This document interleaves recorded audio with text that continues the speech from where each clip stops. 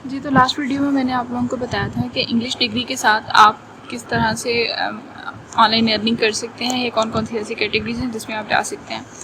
उसमें मैंने आपको जनरल चीज़ों के बारे में गाइड किया था, जिसमें वॉइस ओवर या फिर बाकी डिफरेंट टाइप की उसमें चीज़ें थी कि कभी आपने सबटाइटल्स वगैरह लिखने हैं, आप वॉइस ओवर कर सकते हैं, स्पोक्स पर्सन बन सकते हैं। तो इस वीडियो में स्पेसिफिकली मैं आप लोगों को ये गाइड करूँगी कि आपने इंग्लिश डिग्री के साथ राइटिंग या एडिटिंग में जाके किस तरह से ऑनलाइन अर्निंग करनी है। देखें, जो इंग्लिश डिग्री वाले लोग होते हैं वो बेचारे हमेशा novels, dramas, literature, fiction stories और कंपोजिशन और ट्रांसलेशन और एसेस के इर्द गिर्द घूमते रहते हैं। ठीक है, अब इसमें भी बहुत सारे ऐसे क्लाइंट्स आपको मिल जाएंगे जिन्होंने आपसे इंग्लिश में नॉवेल्स लिखवाने हैं, ड्रामास वगैरह लिखवाने हैं, लिटरेचर का आपसे कोई बंदा पूछ सकता है, फिक्शन स्टोरीज़, ब्लॉग पोस्ट हैं, इसमें वेबसाइट कंटेंट आ जाता है, रिपोर्ट्स हैं, कंपोजिशंस हैं और अदर देन दैट मैंने आप लोगों को जैसे प्रीवियस वीडियो में भी गाइड किया था कि बहुत सारे कंपनीज़ ऐसी हैं जो कि अपनी स्पेसिफिक प्रोडक्ट को प्रमोट करना चाहती हैं। तो लाजमी नहीं है कि ये जो फ्रीलांसिंग है ये सिर्फ़ और सिर्फ साइंस और टेक्नोलॉजी या फिर ये एग्रीकल्चर टाइप के लोगों का काम है, बल्कि इसमें इंग्लिश लैंग्वेज वाले लोगों की भी अच्छी खासी डिमांड है। तो कोई भी अगर प्रोडक्ट है, लेट्स सपोज अगर कोई कंपनी ऐसी है जो कि सीलिंग फैंस बेच रही है, कोई कंपनी ऐसी है जो कि टीवी बेच रही है, कोई चेयर्स वगैरह बेच रही है, तो आपने सिंपली उसके बारे में उसकी सारी डिस्क्रिप्शन लिखनी है और इस तरह से लिखनी है कि क्लाइंट उसको पढ़ के अट्रैक्ट हो जाए और वो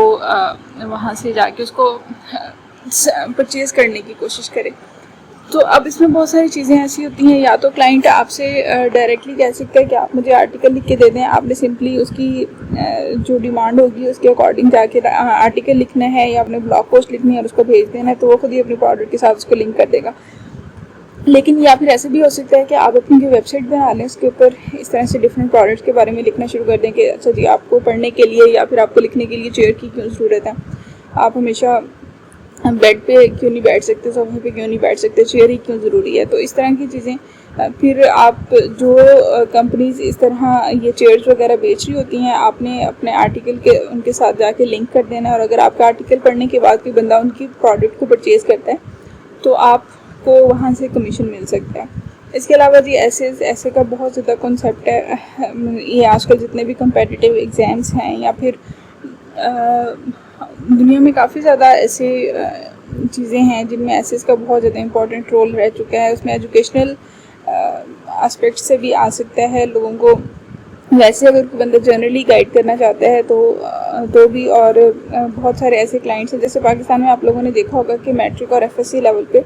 बहुत सारे लोग ऐसे हैं जिन्होंने अपनी बुक्स लिखी हुई हैं, लाइक इंग्लिश के लिहाज से गाइड कर रहे हैं वो बच्चों को, सनशाइन वगैरह और ब्राइट वगैरह। तो अब कोई भी बंदा ऐसा हो सकता है जो चाहता है कि अच्छा जी मुझे ये बुक लिखनी है, तो वो आपसे ऐसे लिखवा सकते हैं। तो आपने इसको प्लेजरिज्म फ्री कंटेंट प्रोवाइड करना है और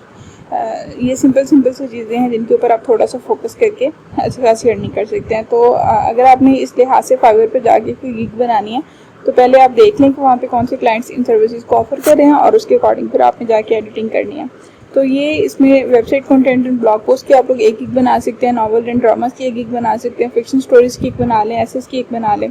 और अगर आपको कोई और लैंग्वेज आती है तो फिर आपके लिए ट्रांसलेशन का भी काफ़ी ज़्यादा इसमें एज रहेगा। लेकिन मोस्ट प्रोबेबली आपको उर्दू के लिहाज से यहाँ पे इतने ज़्यादा क्लाइंट्स नहीं मिलेंगे। तो ट्रांसलेशन का ऑप्शन सिर्फ आपके पास इसीलिए जाएगा अगर आपको फ्रेंच, चाइनीज़, जर्मन या फिर इस तरह की जो टॉप मोस्ट रिक्वायरमेंट्स में लैंग्वेजेस आ रही हैं, अगर इस तरह की लैंग्वेज आती है तो फिर आपके पास बहुत ज़्यादा काम मिलने के आपके चांसेस हैं। साइनिंग ऑफ, ताबिंदा थे।